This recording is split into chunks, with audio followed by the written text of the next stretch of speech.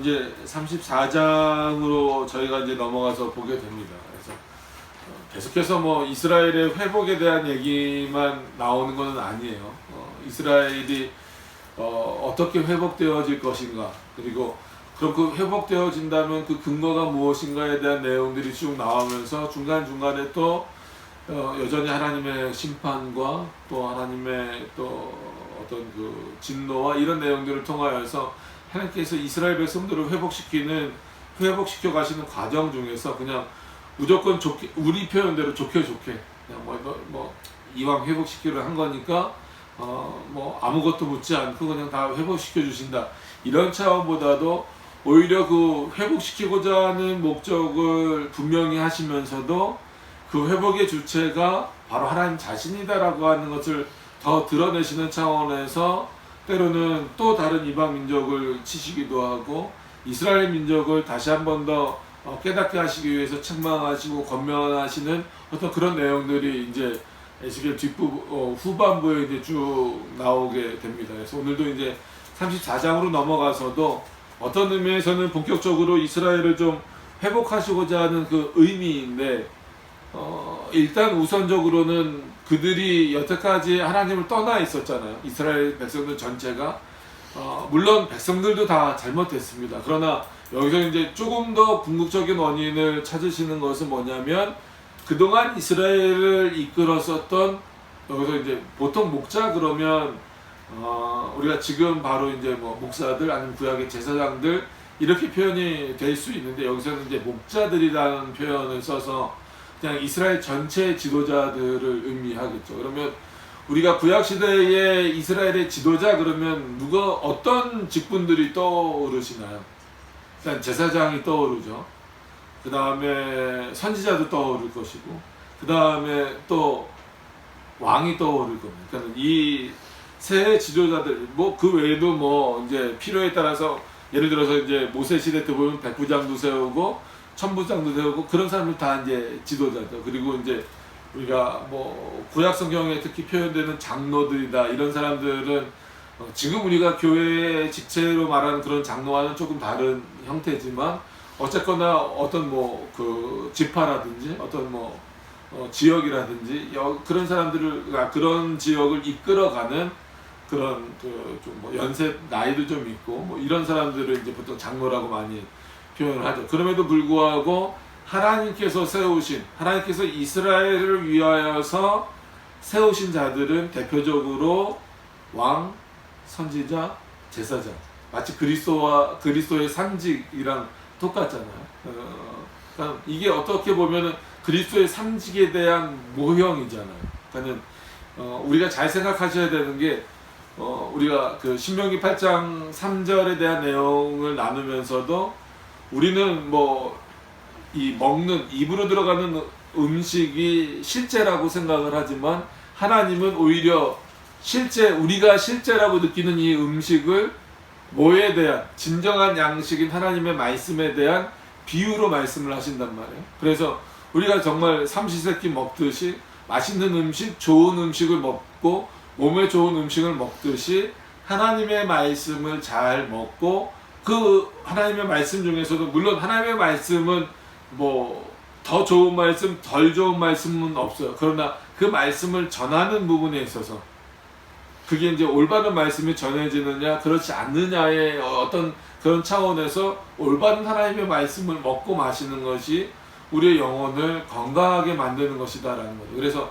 우리가 보기에는 먹는 게 실제 음식이 실제지만 하나님이 말씀하시는 양식이다라고 했을 때 그 실제는 먹는 양식이 아니라 하나님의 말씀이 양식이고, 먹는 양식은 뭐라는 거예요? 실제 양식인 말씀의 비유라는 거죠. 그러니까 우리와는 완전히 뒤바뀐 거예요. 우리는 거꾸로 실제 양식인 이 양식을 먹어야 우리 몸이 사는 것처럼 하나님의 말씀을 먹는다라는 게 비유구나 이렇게 생각을 하지만, 하나님에게 있어서는 우리에게 제일 필요한 것은 뭐냐면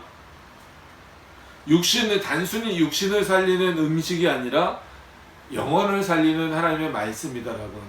그러니까 뭐 극단적인 예가 될 수 있지만, 우리 육신은 어차피 기한이 정해져 있잖아요. 그러니까 육신의 죽음이 정해져 있잖아요. 그래서 심지어 못 먹고 뭐 이렇게 죽는다 할지라도 그 영원히 죽는 건 아니란 말이에요. 그러니까 육신을 절대로 무시하는 건 아니지만 뭐가 더 중요하냐라고 했을 때 하나님의 말씀이 더 중요하다라는 의미는 우리 영혼을 살리는 어떤 그런 차원이기 때문에 그래요. 그런데 사람들은 어때요? 그 영혼의 말씀에 관심을 기울이기보다도 먹고 배부르는 것을. 우리가 그래서 오늘 이제 그 신약 성경에 읽었던 것처럼 제자들이 또 걱정하잖아요. 그러니까 분명히 오병이어의 기적, 뭐 칠병이어의 기적 이런 표현을 많이 쓰는데 5,000명을 먹이시고 4,000명을 먹이시는 것을 제자들은 어디서 봤어? 진짜 눈앞에서 보고 자기네들이 그것을 나눠줬잖아요. 그런 것을 어떻게 보면 체험적인 신앙이잖아요. 그래서 이 체험적인 신앙은 인간의 의지나 인간의 경험을 확신을 같이 가질 수 있지만 그럼에도 불구하고 갖지 못하는 이유는 거기서 뭐라 그래? 바로 배에 탔을 때 뭐라 그래? 떡 하나 있는 거 같고 야 큰일 났다. 이거 제자만 해도 우리만 해도 10명이 넘고 예수님까지 이렇게 많은데 이거 어떡할까라고 했을 때 예수님이 그 모습을 보고 너희가 보고도 믿지 못하고 듣고도 믿지 못하고 걱정뿐이다라는 거예요.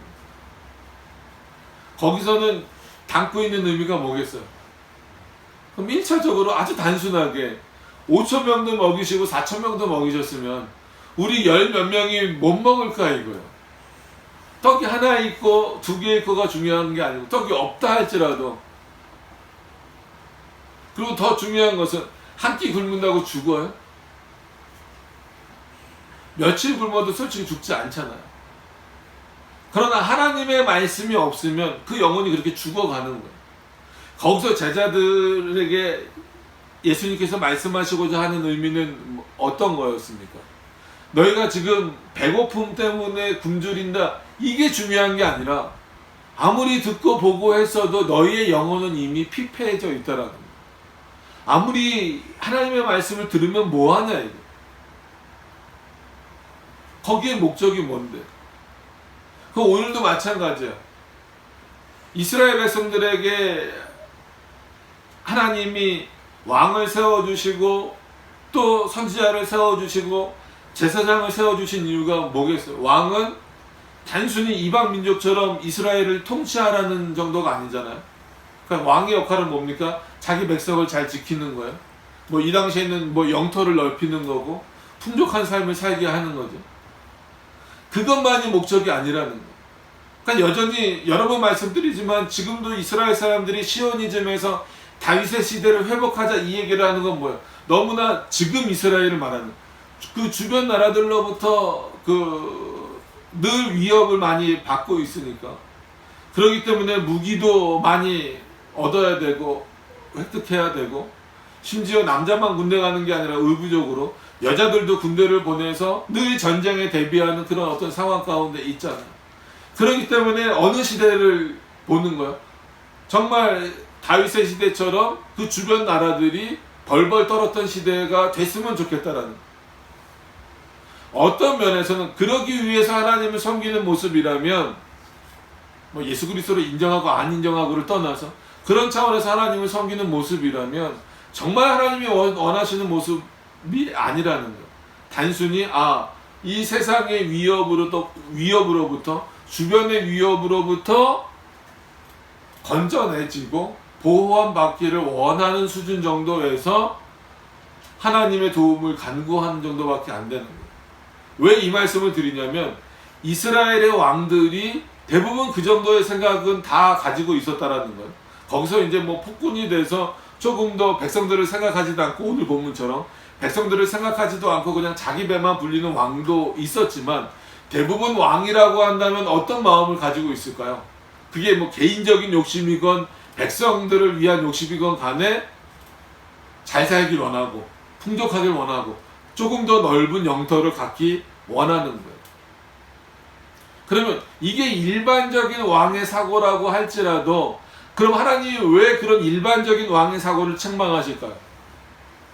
그러라고 이스라엘의 왕을 세우신 게 아니잖아요. 진정한 이스라엘의 왕은 누구시라고 우리가 사사기를 보면서도 말씀을 드렸어요.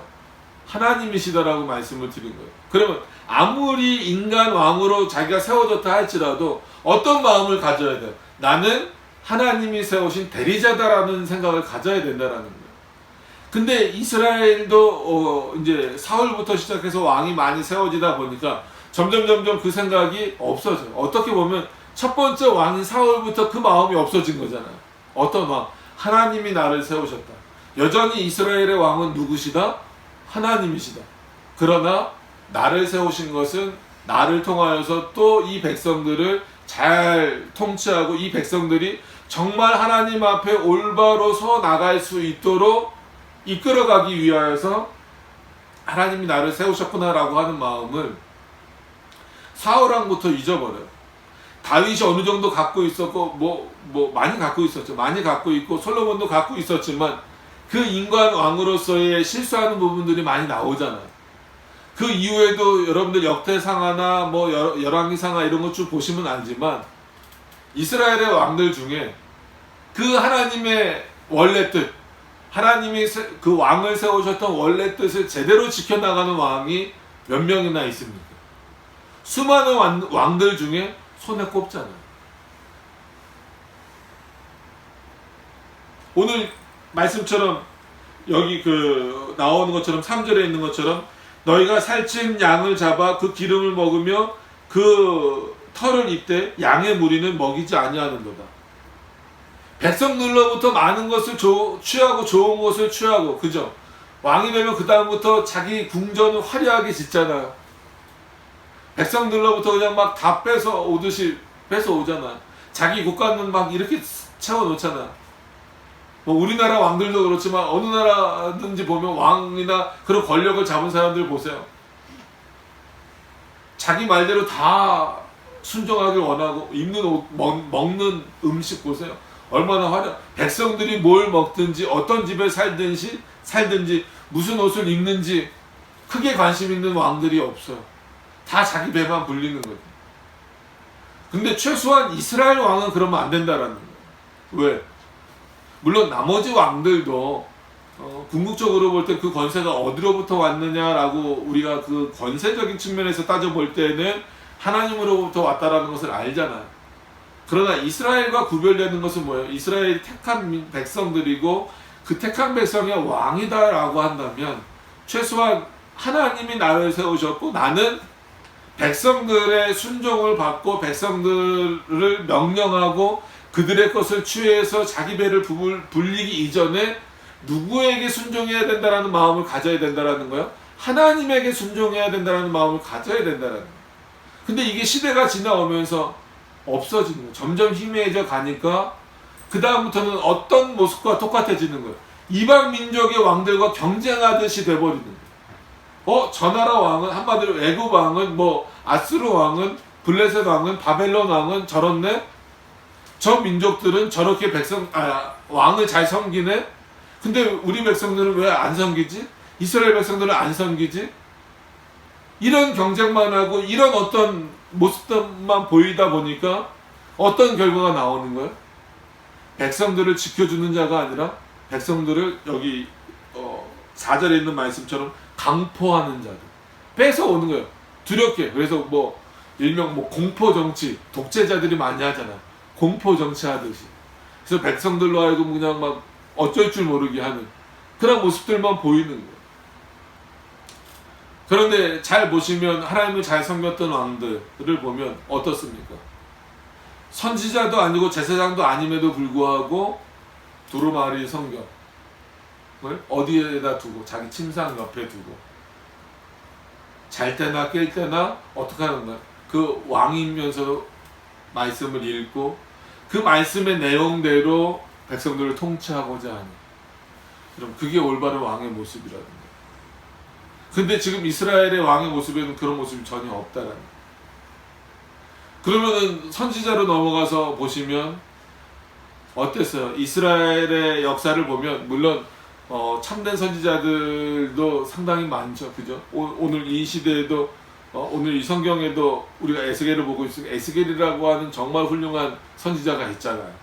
하나님의 말씀을 전하고 목숨을 걸고 전하는 그런 선지자들이 있잖아. 그러나 또 어느 시대다 보면 이런 참 선지자보다 어떤 선지자들이 훨씬 더 많습니까? 거짓 선지자들이 너무 많아. 그래서 선지자들을 세우신 이유가 뭡니까? 하나님의 말씀을 대언하는 거잖아.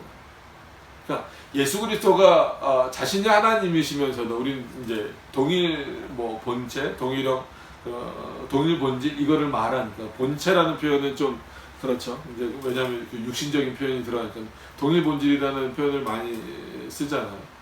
그래서 성부도 하나님이시고 성자도 하나님이시잖아요. 그럼에도 불구하고 그 예수 그리스도가 인간의 몸을 입고 이 땅에 오셔서 하신 일은 뭐예요? 내가 내 말을 전하는 것이 아니라 아버지의 말을 전하겠다. 이게 어떻게 보면 선지자의 역할의 가장 핵심적인 거라는 거예요. 그러니까 여러분들도 잘 생각해 보시고 저희가 늘 생각해 보는 것은 뭐냐면 예수님이니까 자기 생각을 그냥 말해도 되잖아요. 예수님이시니까. 자기도 하나님이시니까. 물론 이제 인간의 몸을 입고 이 땅에 오셨을 때는 우리가 보통 종의 형체를 입고 오셨다 이런 표현을 많이 쓰지만 그러실 수 있는 분이에요. 자기 말을 하실 수 있는 분이에요. 그럼에도 불구하고 예수님은 어떠셨어요? 구약 성경 인용하시고 내가 내 말을 전하는 것이 아니라 아버지가 나에게 전하도록 한 말을 전한다. 이게 그리스도의 말씀의 핵심이란 말이에요.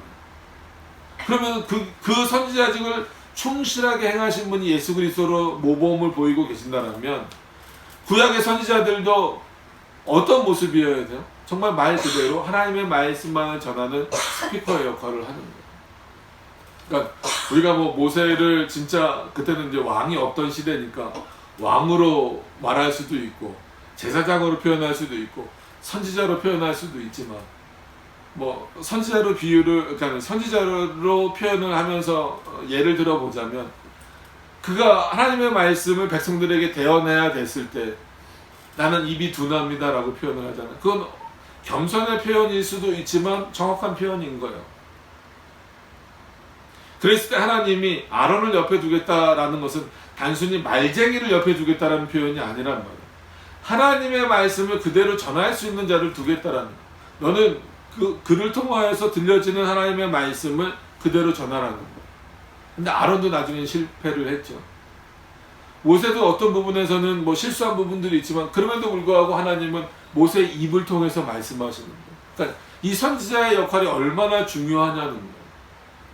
그러니까 선지자가 자기의 역할을 등한시하고 내가 선지자니까 나에게 잘해라, 내 말에 기울여라 이렇게 가버리면 그거는 거짓 선지자일 수밖에 없다라는 거예요. 아니면 실수하는 부분이 나올 수밖에 없다라는 거예요. 물론 선지자가 그렇게 표현해야 돼요. 내 말에 귀를 기울여야 된다라고 표현을 해야 됩니다. 어떤 차원에서? 하나님의 말씀을 전하는 차원에서. 내가 하나님의 말씀을 올바로 전하고 있지 않다면 내 말에 귀를 기울여서는 안 된다는 거예요. 그래서 종교개혁자인 칼빈도 그런 표현을 썼다고 여러 번 말씀을 드린 겁니다. 사람들이 칼빈의 입을 쳐다봐요. 무슨 말을 할까? 그랬을 때 칼빈은 어떻게 보면 자기 자신에게도 자극을 주고 백성들로 하여금 물론 그 칼빈의 입에서 나오는 말을 하나님의 말씀으로 들어야 된다라는 것은 분명하지만 그럼에도 불구하고 칼빈이라고 하는 자기 자신을 의지하도록 만들기보다도 하나님을 더 바라보게 하는 차원에서 나라 할지라도 즉 칼빈이라 할지라도 올바른 하나님의 말씀이 선포되지 않으면 어떻게 하라? 이를 잡듯이 나를 강단에서 끌어내려라. 이거는 교회 질서상 맞지 않는 거잖아요. 교회 법상 맞지 않는 거란 말이에요. 한마디로 목사를 강단에서 끌어내리기 위해서는 진짜 멱살을 잡아서 끌어내리면 안 되잖아요. 하나님의 말씀대로 전하지 않는다면 우리는 장로교회니까 당회도 있고 노회도 있고 총회도 있고 그런 어떤 정치 기구들이 많이 있단 말이에요. 그런 어떤 절차들이 있음에도 불구하고 그거를 모르지 않는 칼빈임에도 불구하고 그렇게 표현했었던 것은 하나님의 말씀을 대언한다라고 하는 그 차원이 얼마나 귀한 것이고, 그러면서 그렇기 때문에 소중하고 중요하고 또 두렵고 떨리는 어떤 그런 차원이어야 된다라고 하는 것을 늘 말하는 거예요. 그런데 보세요. 이스라엘 백성들도 문제인 것은 뭐예요? 자신의 귀에 듣기 좋은 소리만 들으려고 하는 거예요. 그러다 보니까 참된 선지자의 말을 듣기보다도 어떤 선지자의 말을 더 들어요? 거짓 선지자의 말을 듣는 거예요. 일단 거짓 선지자들이 늘어나는 이유는 여러 가지 면에서 찾아볼 수 있지만, 하나님의 말씀을 듣지 않는 어떤 하나님을 대적하는 차원에서 생겨나기도 하고, 또 하나의 이유는 뭐예요? 백성들이 듣고자 하는 그 내용이 참된 선지자보다는 거짓 선지자들에게 많기 때문에 그러니까 지금으로 말하면 이제 뭐 이단으로 비유할 수 있겠죠. 그러니까 이단이 생겨나는 게 하나님의 말씀을 왜곡해서 전하는 자들도 문제가 되지만, 어떤 면에서는 성도들이, 그러니까 성도라고 불려지는 사람들이 하나님의 말씀을 잘 분별하지 못하고 자기 귀에 듣고자 하는 소리를 듣고자 하여서 거기를 향해 가다 보니까 이단들이 더 많아질 수밖에 없는 거예요. 그러니까 예를 들어서 뭐 우리나라에 뭐 신천지라든지 여호와의 증인이라든지 뭐 통일교라든지 하나님의 교회라든지 이런 이단들이 어마어마한 교세를 자랑하고 있잖아요. 왜 그럴까요? 물론 그 잘못된 말씀을 전하는 사람들이 문제죠. 1차적으로 문제지만, 만약에 듣는 사람들이 잘 분별하여서 저건 하나님의 바른 말씀이 아니구나 라고 해서 가지 않는다면, 아무리 잘못된 말씀을 전하더라도 그곳으로 사람들이 가겠습니까? 안 가겠습니까? 안 가겠죠. 그러니까 여기서 우리는 또 인간의 본성을 생각할 수밖에 없는 거예요. 그리고 반대로 참된 하나님의 말씀을 듣는다는 게 얼마나 놀라운 은혜인가, 얼마나 우리가 감사해야 될 내용이고, 이것 자체가 얼마나 놀라운 축복인가를 확인할 수밖에 없다는 거예요. 그러니까 오늘 말씀으로 또 돌아와서 보면, 이 선지자들이 하나님의 말씀을 제대로 전하지 못해요. 그러니까 여러분, 히스기야 시대 때도 그랬고, 오늘 이 에스겔 시대 때도 그랬고, 백성들은 에스겔의 말보다 누구의 말을 더 귀 기울여 들어요? 거짓 선지자의 말을 귀 기울여 듣잖아요. 바알 선지자들의 말을 귀 기울여 듣잖아요. 히스기야 왕보다 약간 구별이 없는 어떤 상태도 있지만, 있기 때문에 말씀을 드린, 히스기야 왕 시대에도 히스기야 말보다도 그러니까 거짓 선지자들의 말을 듣잖아요. 심지어 바알 선지자들의 말을 더 귀담아 들을 때도 있었단 말이에요. 그러니까 이거는 공이 양쪽 다 잘못이죠. 그러나 오늘은 일단 지도자들을 책망하는 차원이니까 바른 말씀을 선포하지 못한 그 결과는 참혹하다라는 거예요. 지금도 마찬가지입니다. 어떤 면에서는 수많은 교회들에서, 이렇게 보이는 교회들에서 하나님의 말씀이 선포되어지고 있는데, 정말 그 참된 말씀이 선포되어지고 있는가? 어떤 면에서는 하나님이 이런 부분들을 통하여서 이런 어떤 환경들을 꼭 지금 코로나 시대니까 코로나뿐만이 아니라 어떤 것들을 통하여서든지 늘 하나님은 경고하고 계시는 거예요. 바른 말씀을 전하지 못하는 것에 대하여서, 전하지 않는 것에, 못하는 것일 수도 있고, 부족해서 못 전하는 것일 수도 있고, 안 전하는 것일 수도 있잖아요. 그런 모든 것들에 대해서 하나님 늘 경고하고 계시는 거예요. 그 끝은 참 참혹하다라는 겁니다. 그런 내용들을 제대로 잘 이해하지 못할 때 바른 말씀이 선포되어지는 것보다는 그냥 우리 귀와 눈을 즐겁게 해주는 것이 더 그러니까 눈으로 보기에 풍성해질 수밖에 없는 거예요. 어느 시대든지 바른 말씀을 전하는 게 좀 소수가 되어지는 좀 안타까운 그런 모습들이 많아지는 거죠. 그러니까 자기의 영혼이 피폐해진다라고 하는 것에 있어서는 잘 모르는 거예요. 하나님의 말씀은 결코 선동이 아니거든요. 그러니까 이게 세상 사람들이 보기에는 마치 교회가 목사가 선동하듯이 보이잖아요. 에스겔이 언제 선동했습니까? 바울이 언제 선동했습니까? 칼빈이 언제 선동했습니까? 그러라고 하나님이 목사를 세우신 건 아니란 말이에요. 선동하라고 세운 게 아니란 말이에요. 하나님의 말씀을 바르게 전하라고 세운 거란 말이에요. 근데 자칫 잘못하면 선동가, 혁명가가 되어버릴 수 있는 거예요. 우리가 예수 그리스도를 이해하는 데 있어서도 그분은 우리의 구주이시지, 우리를 구원하신 구원자이시지, 절대 혁명가도 아니고 선지자도 아니라는 거예요. 그러니까 자유주의 신학에 물들어 있는 사람들의 문제점은 뭐냐면 예수 그리스도를 혁명가 아니면 어떤 사상가 이렇게 보는 거예요. 지금도 뭐 이름은 이제 요즘에는 뭐 노동신학, 민중신학 이런 얘기들이 좀 많이 없어졌어요. 없어지긴 했지만 여전히 사고 속에는 남아있잖아요.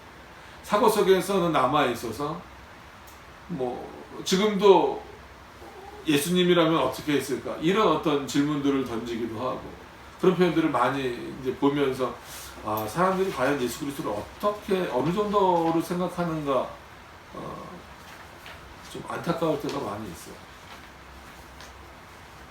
그러면 일단 오늘 본문을 들어가야 되니까 제사장에 대한 부분들을 생각해 봤을 때에도 구약시대 제사장은 어떤 역할입니까? 백성들을 대신해서 그리고 거기에는 누구의 죄도 포함되어져 있는 거예요? 제사를 드리는 제사장 자신들의 죄도 포함되어져 있는 거예요. 그런데 점점 제사장들의 모습이 어떻게 비춰져 보이는 거예요? 거룩하게 비춰져 보이는 거예요. 그래서 마치 제사장은 단순히 우리의 죄를 용서해 주는 존재. 어느 순간부터가 제사장은 마치 죄가 없는 것처럼 보여요. 그렇게 만드는 거죠. 하나님이 그들에게 거룩한 옷, 실제로 구약시대는 구별된 옷을 입었잖아요. 제사장 중에서도 또 대제사장은 더 구별된 옷을 입었잖아요. 그런 옷을 입히신 이유는 그들이 거룩해서가 아니라 하나님이 거룩하기 때문에 그 성전에 들어와서 그 거룩함을 통하여서 하나님 앞에 영광을 돌리고 또 백성들의 죄와 자기 죄를 용서를 구하는 그런 차원이 있기 때문에 어떻게 보면 좀 화려해 보이기도 하고 거룩해 보이기도 하고 함부로 범접할 수 없는 그렇게 보여질 수밖에 없는 그런 차원에서 제사장들을 세워놓으셨지만 근데 제사장들 스스로는 어떻게 깨달아야 돼요? 나 또한 하나님 앞에서 죄인이고 백성들의 죄만 용서함 구하는 차원이 아니라 내 죄도 날마다 용서함을 구하는 그런 존재로서 스스로를 인식하고 깨달아야 된다는 거예요. 근데 제사장들이 어때집니까? 점점 교만해지잖아요. 사적인 제사 아니면 제사를 드리러 갖고 나오는 제물 중에서 좋은 제물은 자기가 뒤로 빼돌리고 말라기서나 이런 데 보면은 눈 멀고 저는 것들을 가지고 하나님 앞에 드린다는 거예요. 그 결과는 하나님이 받으시는 제사가 즉 예배가 될 수 있겠습니까? 없잖아요. 자, 뭐 우리가 보통 그런 표현을 쓰죠. 이런 것을 보면서 총체적 낙룩이다. 지금 이스라엘 상태가 이런 상태예요. 여러분 에스겔을 보면서 늘 말씀을 드리지만 하나님이 궁극적으로 이스라엘을 회복시켜 주신다라고 하는 것은 알고 있단 말이에요. 근데 왜 이스라엘의 모습을 더 좀 이렇게 깊이 있게 살펴보려고 하냐면 어떤 이스라엘을 회복시키시려고 하냐면 물론 이제 회복시키시면서 이런 총체적인 난국 상태로 그냥 회복시키시지는 않죠.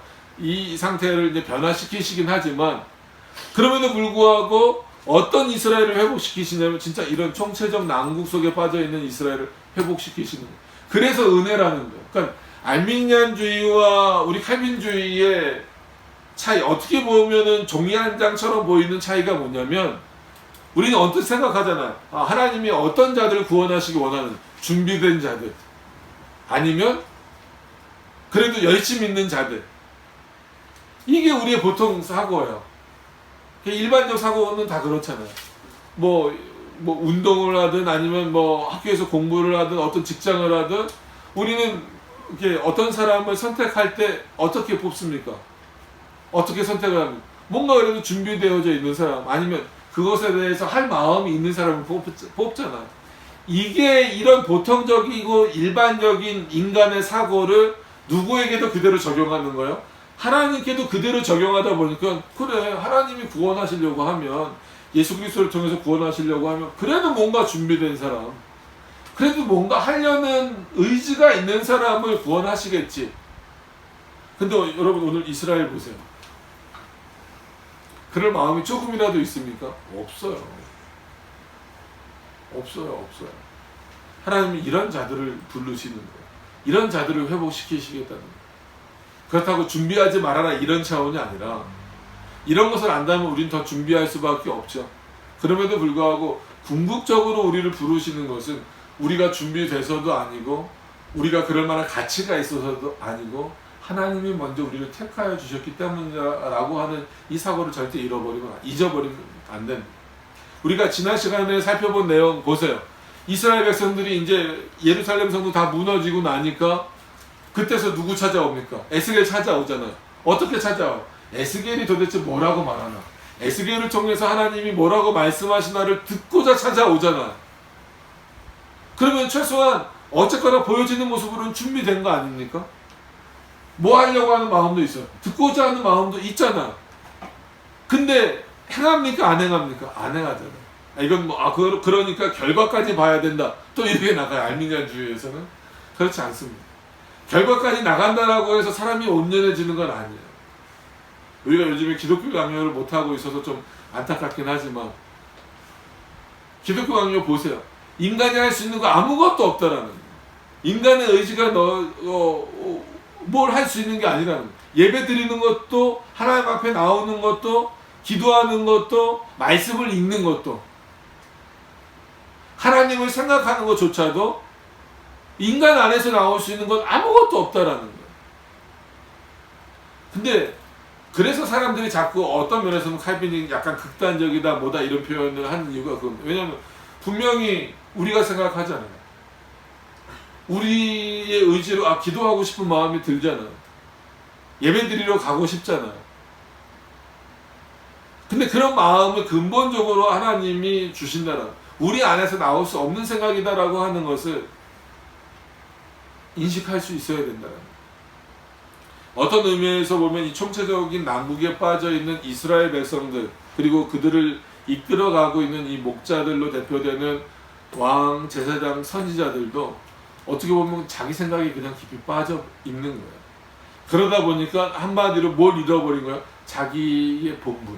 하나님이 나를 왕으로 세우신 본분, 하나님이 나를 제사장으로 세우신 본분, 하나님이 나를 선지자로 세우신 본분을 잃어버린 거예요. 그 결과가 어떤지 한번 보겠습니다.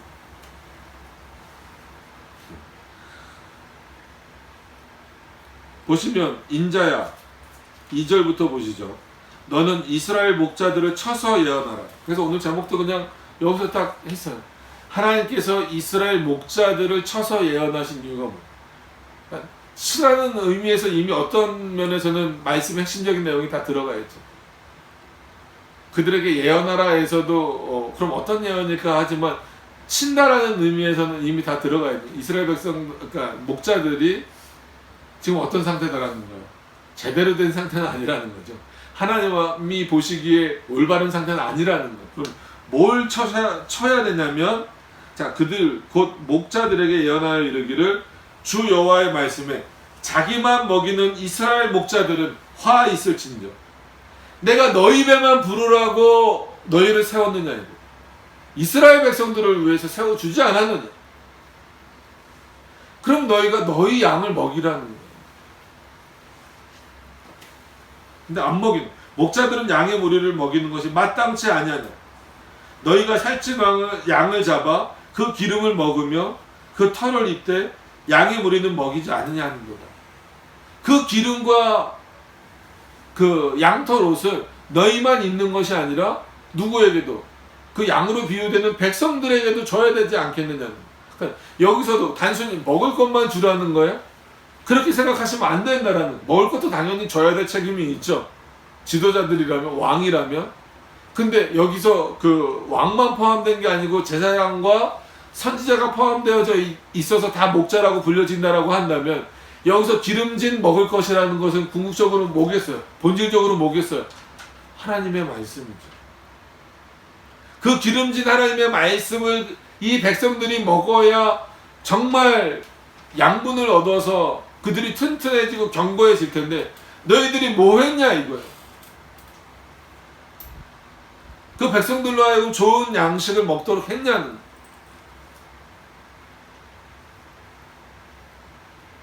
사절로 넘어가서 보시면 물론 뭐 털을 입는 것을 뭐 굳이 또 비유하자면 그들이 하나님의 그 털을 입고 이렇게 뭐 따뜻하게 보낼 수 있는 것처럼 하나님의 말씀으로 그렇게 마치 전신갑주를 입도록 두르게 해줬느냐.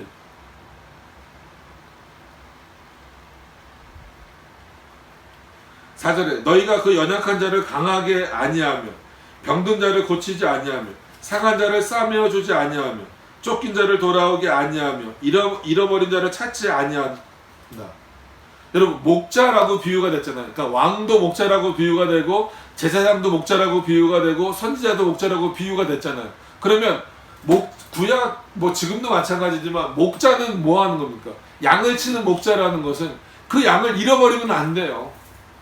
그 양이 그 한두 마리가 아니기 때문에 다니다 보면 그 양이 다칠 수도 있잖아요. 그럼 다친 양은 버립니까? 남은 양들을 다수를 위해서 한 마리의 양, 뭐 한두 마리의 양 버려버립니까? 아니잖아요. 다쳤으면 목자기 때문에 가서 고쳐줘야 되는 거예요.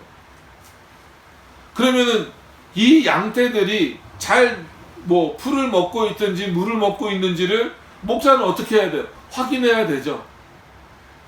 그래서 다수가 먹고 있으니까 지나가자가 아니라 거기서 한두 마리라도 못 먹으면 어떻게 해야 돼요? 그 한두 마리를 위해서 물을 먹게 해줘야 되고 풀을 먹게 해줘야 되는 거예요.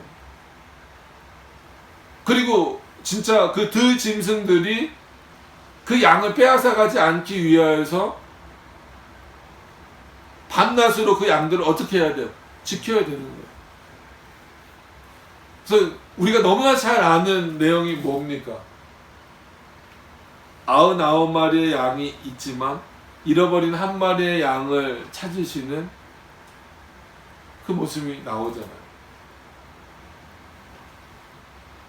어떻게 보면 목자라면 그 역할을 하고 칭찬받기 위해서가 하는 게 아니라 목자이기 때문에 당연히 해야 되는 역할이에요.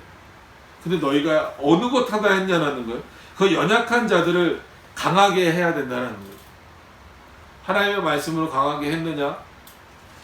병든 자, 또 상한 자를 싸매어 주었느냐? 아니다라는 거예요. 그 심령이 하나님으로부터 멀어졌을 때 해줬느냐? 그들이 그 말씀대로 돌아오기 위해서 해줬느냐? 여러분 그 에스겔하고 이름이 비슷한 인물이 또 누가 있어요? 에스라라고 있잖아요.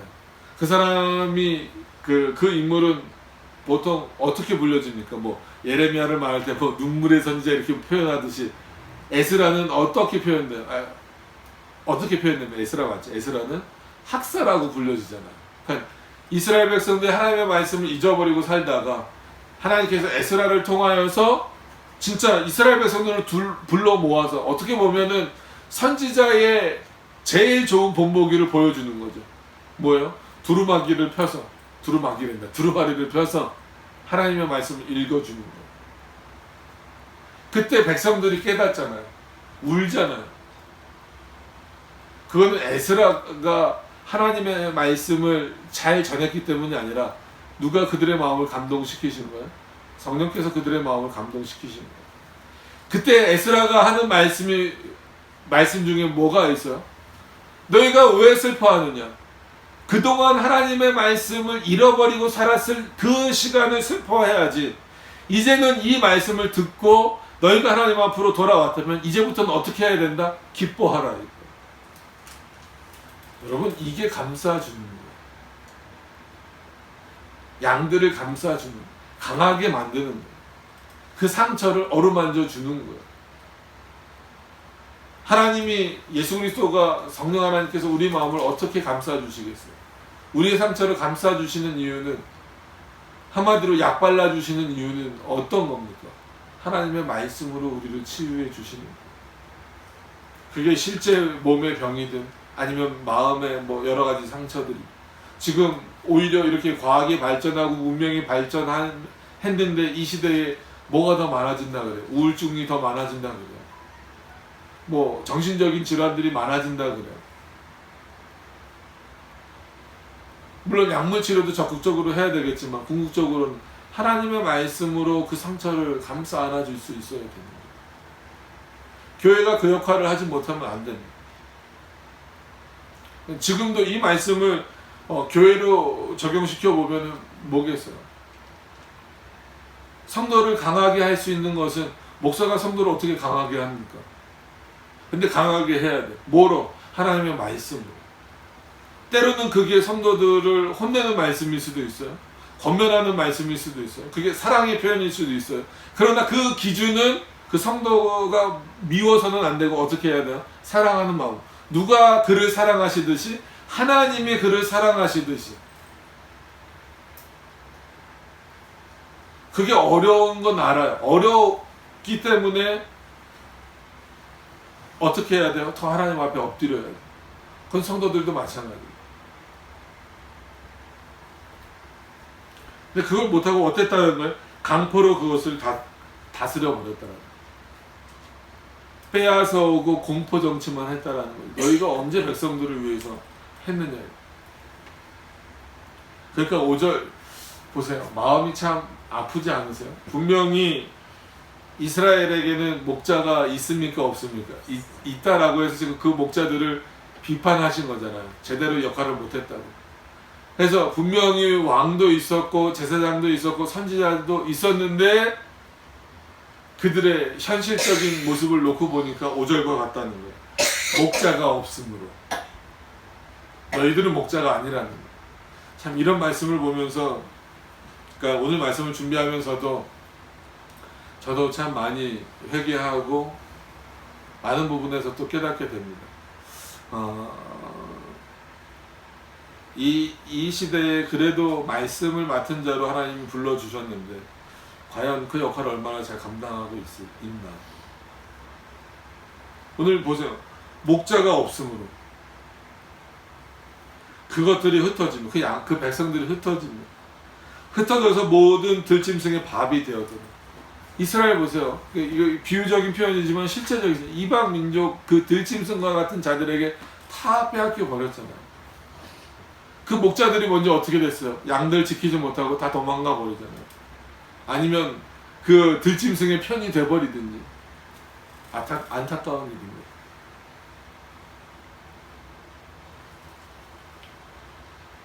그래서 교회가 늘 정권의 대립각을 세워서도 안 됩니다. 그렇다고 정권의 하수인이 돼서도 안 됩니다.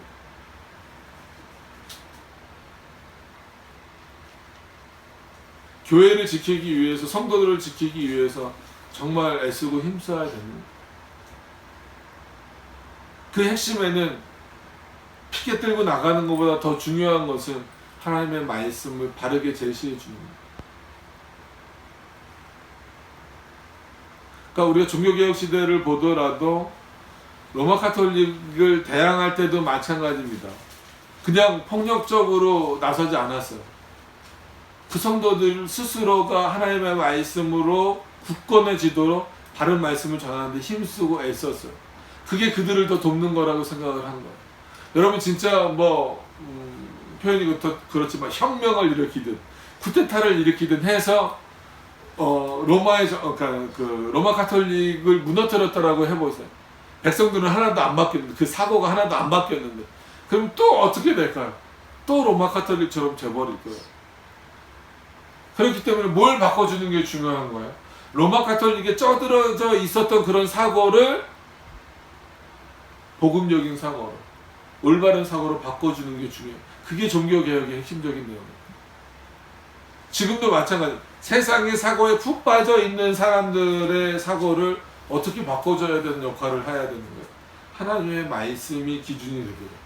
그 하나님의 말씀으로부터 모든 것이 출발하도록 바꿔줄 수밖에 없는. 그게 그들을 유익하게 해주는 거예요.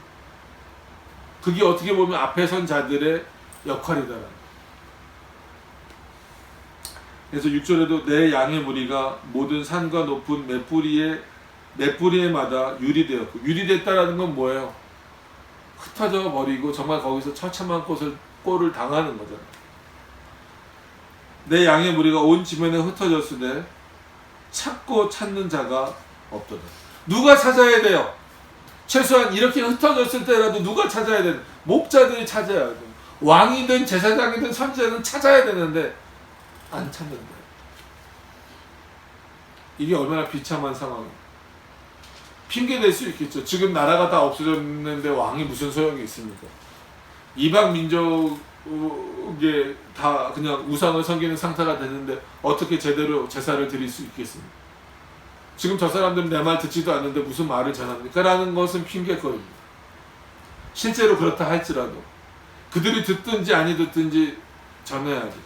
내 백성을 찾아야지. 근데 이 목자들이라고 불러지는 이건 대표입니다. 꼭 목자들 중에 요 세 부류만 들어간다라고 생각하시면 안 되지만 대표로 왕이 됐건 제사장이 됐건 선지자가 됐건 흩어져 있는 자들을 찾아야 돼.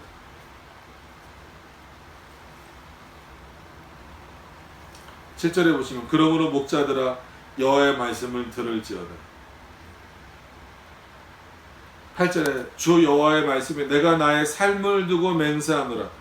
내 양의 무리가 노략거리가 되고 모두 들 짐승의 밥이 된 것은 목자가 없습니다. 너희 때문에 내가 너희를 목자로 세웠는데 너희가 목자의 역할을 잘 감당하지 못했기 때문에 내 양들, 궁극적으로 누구의 양이? 하나님의 양이잖아요. 하나님의 양들이 목자 없는 양같이 들짐승에게 먹이가 되고 흩어져 버렸다. 내 목자들이 내 양을 찾지 아니하고 자기만 먹고 내 양의 무리를 먹이지 않았기 때문에 그랬다는 9절에 그러므로 너희 목자들아 여호와의 말씀을 들어라. 뭐라고 말씀하시냐면 10절에 주 여호와의 말씀에 내가 목자들을 대적하여. 이건 참 무서운 말씀이죠.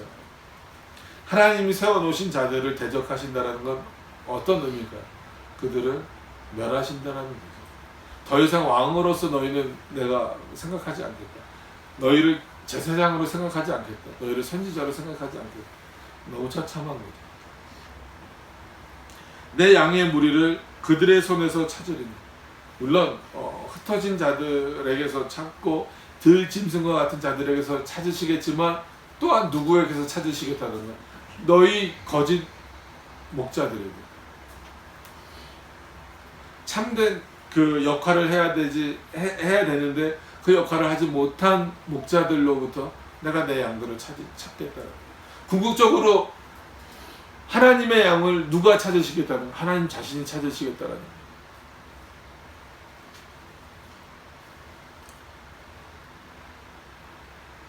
목자들이 양을 먹이지 못할 뿐만 아니라 더 이상 너희들로 하여금 내 백성들의 목자로 삼지 않겠다라는 거예요. 그들이 다시는 자기를 먹이지 못할지니라. 내가 내 양을 그들의 입에서 건져내어서. 양을 쳐야 되는 목자가 양을 잡아먹고 있었다라는 거잖아요. 건져내어서 다시는 그 식물이 되지 않게 하리라. 오히려 목자들의 먹잇감이 되지 않게 하겠다라는 거예요. 여러분, 이런 말씀을 보면서 목사만 회개하는 것이 아니라 한국교회 전체가 다시 한 번 더 회개해야 돼요. 교회가 어떻게 보면 성도들을 살려야 되잖아요. 감싸줘야 되잖아요. 근데 좀 표현이 그렇지만 오늘 이 본문 내용은 교회가 성도를 먹는 차원이 되면 안 되죠. 식물처럼 여기는 차원이 되면 안 되죠. 그래서 일이 있어서 병원을 간 적이 있었어요. 제 개인적인 것 때문에 저 때문에 간 건 아니고 이제 누굴 모시고 병원에 간 적이 있었는데 한참 뉴스에서 한참 교회가 이제 코로나의 발상지다. 발상지는 아니죠. 다시 재확산된 것에 대한 그 근원처럼 이렇게 표현을 하는 그런 뉴스가 막 나올 때 이렇게 앞에 앉아있는, 당연히 제가 목사인 거 모르죠.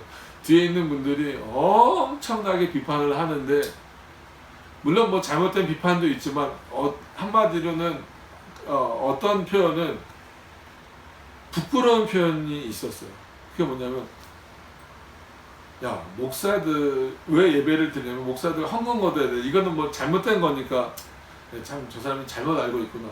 근데 뭐라고 표현하냐면, 야, 내가 아는 사람 중에, 그분들 얘기, 내가 아는 사람들 중에 뭐 그 안수 집사가 뭐야? 권사가 뭐야? 장로가 뭐 그런 거 된다는데 그 돈 있어야 된대. 돈 내야 된대. 그러면서 아니 그걸 대출 받아서 그거를 해야 된대. 뭐 그러니까 그래 나도 들었어. 뭐 아니 그 뭐 누구 있잖아. 뭐 누구 권사 되는데 뭐 100만 원 내라 그랬대. 거기엔 싸네. 이게 교회 다니는 사람들 얘기가 아니에요 지금. 들은 얘기. 어느 교회 뭐 1000만 원 내야 된대. 얼마 내야 된대. 아니 그거를 그 돈을 내면서까지 권세가 돼야 돼? 뭐 안수집사 뭐 그런 게 돼야 돼? 장로가 돼야 돼? 그런 얘기들을 하는 거야. 대출 받았대. 그 미친 거 아니야? 할 말이 없었어. 그게 성도를 식물처럼 여기는 거지 뭐예요. 강포하는 거지 뭐예요. 그 성도가 그 권사가 되려고 하는 성도가 안수집사가 되려고 하는 성도가 장로가 되려고 하는 성도가 어떤 아픔이 있는지 뭘 그들을 감싸줘야 되는지에 대해서는 생각하지도 않고 그들을 강포하는 역할만 하는 거예요. 그랬을 때 하나님이 어떻게 하시겠다라는 거예요. 내가 더 이상 그들이 너희의 먹잇감이 되지 않도록 하겠다라는 거예요. 내 백성을 내가 다시 찾겠다라는 거예요. 하나님 한국교회 그 일을 하고 계신지도 모르겠다는 생각이 들어요. 그러니 세상 사람들로부터 그렇게 비춰지죠.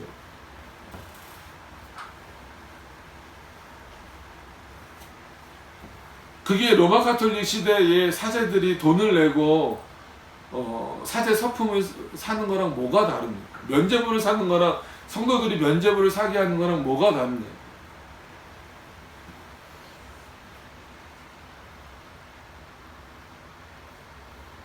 안타까운 현상이에요. 여러분, 그래서 오늘 제목도 이스라엘 목자들을 쳐서 하신 내용, 이스라엘 목자들을 책망하신 내용이 결코 지금 시대에도 다르지 않다라고 하는 거예요. 저는 직접적인 대상이다라고 생각을 해서 더 마음이 착잡하고 이런 말씀을 준비하면서 그렇기 때문에 더 정말 신중하고 두렵고 떨리는 마음으로 살아야 되겠구나라는 마음을 갖게 되고, 여러분들도 자유로울 수는 없잖아요. 지금 우리가 또 말씀드리지만 만인 제사장이라고 해서 절대 교회 질서를 파괴하시라는 내용은 아니지만, 그럼에도 불구하고 이제는 여러분들 스스로도 하나님의 말씀을 증거하는 자로 있다라고 한다면, 모범을 보이는 자로 있다라고 한다면, 늘 말씀드리는 것처럼 우리가 정말 하나님을 올바로 잘 섬기는 것을 통하여서 세상으로부터 고난을 받고 세상으로부터 따돌림을 당하고 세상으로부터 핍박을 당하는 것은 기쁨으로 감내해야 되는 거예요. 근데 바른 말씀을 전하지 못하고 오히려 왜곡되게 만들어버리고 교회를 왜곡된 시각으로 바라보게 하고 실제로 왜곡시켜버리고 말씀이 아닌 다른 것들로 더럽히게 돼서 세상으로부터 욕을 먹는다면 그거는 고난이라고 생각하면 안 돼요. 참고 인내해야 된다는 거라고 생각하면 안 돼요. 빨리 어떻게 해야 되는 거예요? 우리 스스로가 회개하고 돌아와야 되는 거예요.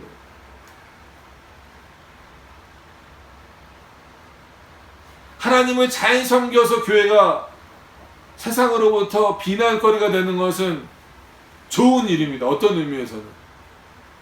근데 지금처럼 정말 잘못된 일들로 말미암아 교회가 비난거리가 되는 것은 우리가 먼저 그 길을 멈추고 돌아와야 돼요.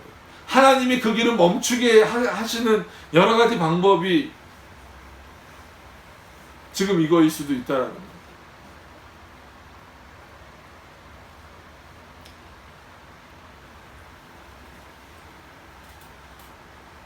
목자 없는 양같이, 오늘 물론 목자 없는 양같이라는 표현은 아니지만 목자 없는 자, 이스라엘 상태가 어떻다라면 목자 없는 자. 지금 한국 교회가 목자 없는 교회가 되면 안 되지 않겠습니까? 우리 모두가, 저뿐만이 아니라 우리 모두가 이런 부분에서 심각하게 생각해보고 되돌아보고 고민하면서 겸손하게 정말 옷을 찢듯이 마음을 찢으면서 주님 앞으로 돌아와야 되는 그런 시대인 것 같습니다. 그래서 하나님께서 어떤 면에서 보면 이스라엘을 회복시키시는 데 있어서 이런 목자들의 회복, 왕의 회복, 제사장의 회복, 선지자의 회복이 우선적일 수 있어요. 왜냐하면 그들이 어쨌거나 앞에 서서 누구를 이끌어 가야 되니까 이스라엘 백성들을 이끌어 가야 돼요. 하나님을 잘 섬기는 왕으로 회복되어야 될 것이고, 제사장 앞에, 그러니까 백성들 앞에 군림하는 제사장이 아니라 자기의 죄를 먼저 주님 앞에 내어놓으시는 제사장들로 회복되어야 될 것이고, 자기 말을 하는 백성들의 귀에 즐거운 소리만 전하는 자가 아니라 참된 하나님의 말씀을 증거할 수 있는 선지자들로 회복되어야 된다는 것이 이스라엘의 회복의 첫 번째 시작이라고 한다면, 이 땅에 있는 교회들의 회복도 마찬가지입니다. 하나님의 말씀이 회복되어지는 것, 말씀을 맡은 자들이 먼저 회복되어지는 것, 교회 중직자들이 먼저 회복되어지는 그런 모습들, 그리고 교회 질서들이 세워져 가는 그런 모습들이 하나님이 원하시는 모습이다라고 하는 것을 우리가 분명히 기억하셨으면 좋겠습니다. 기도하도록 하겠습니다.